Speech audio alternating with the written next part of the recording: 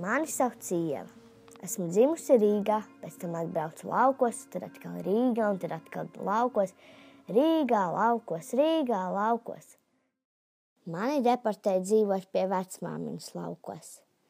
Brālis izglābās no pāķa dzīves, jo spēlē čellu Rīgā. Mana skolioze ir pa pusē mana draudzene, jo pateicoties tai, es arī šeit tieku uz Rīgu pie daktariem. Tā ir mana draudzene Egita. Starp citu, viņas sīkais brālis Kaspars jauc, kā pareizi jāvelkā džemperi. Tā kā Egita ar Kasparu iet gulēt 7, tāpēc mani vakari ir brīvi.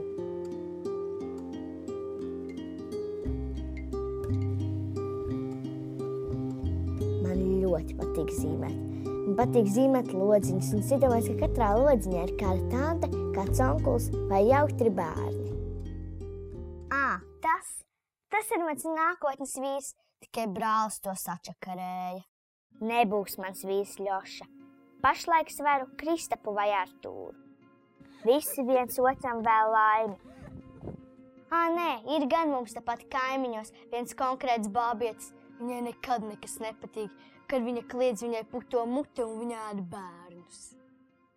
Vispār lielie no tāda kā Plutona planētas. Galīgi neko nesaprot no bērnu lietām un būšanām. Piemēram, optimizācija ir mana stiprā puse.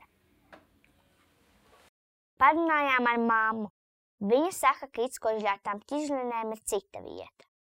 Bet es domāju, ka nav ko šķērdēties.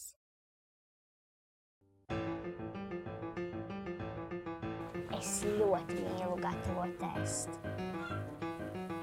It īpaši man patīk gatavot pankūkas. Tās ir no tās bērnēdājas trakās bābietes skūtas.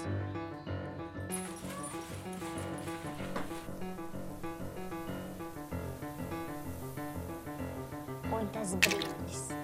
Kā tu bļodā sajauc pienu ar olām, pieber cukuru un miltus un to visu sakuļ.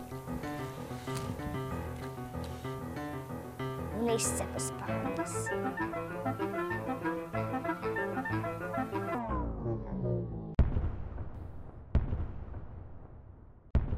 Tu, sīkā zagale! Tu nepateicīgais bērns līdās ar sūdēnu puļtēto diršu nozelēšu! Nu pie savas mātes, nepateicīgais posts!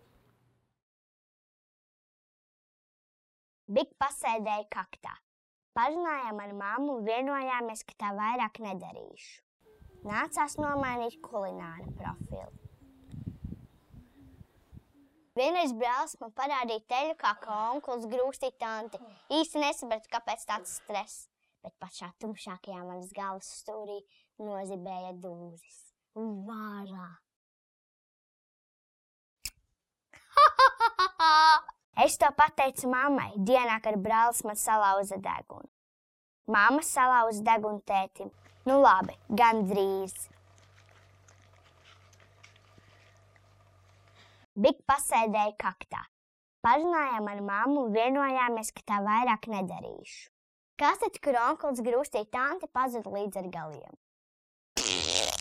Ok, ja neskaita dažas spēles, ko mēs ar Egitu spēlējām, piemēram, striptīžos, bučošanos ar spilveniem un rotaļu pasmažo pirkstiņus, visādi citādi man dzīve ir sakārtota un rutīnatīta. Es tak nepastāstīju par kaktu. Tā ir mana otrā dzīves vietā. Kā gādīga saimniece rūpējos par saviem lopiem un sevi.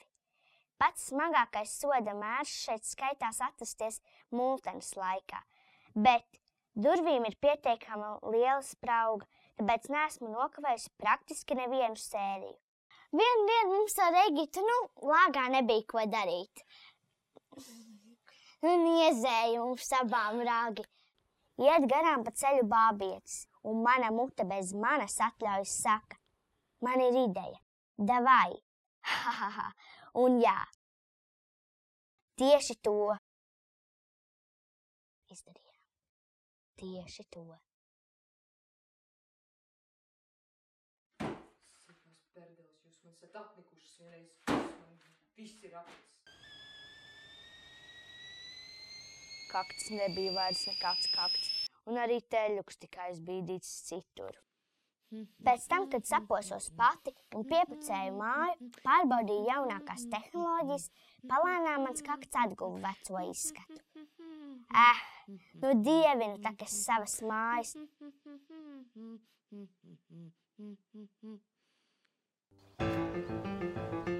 Aizsviltos!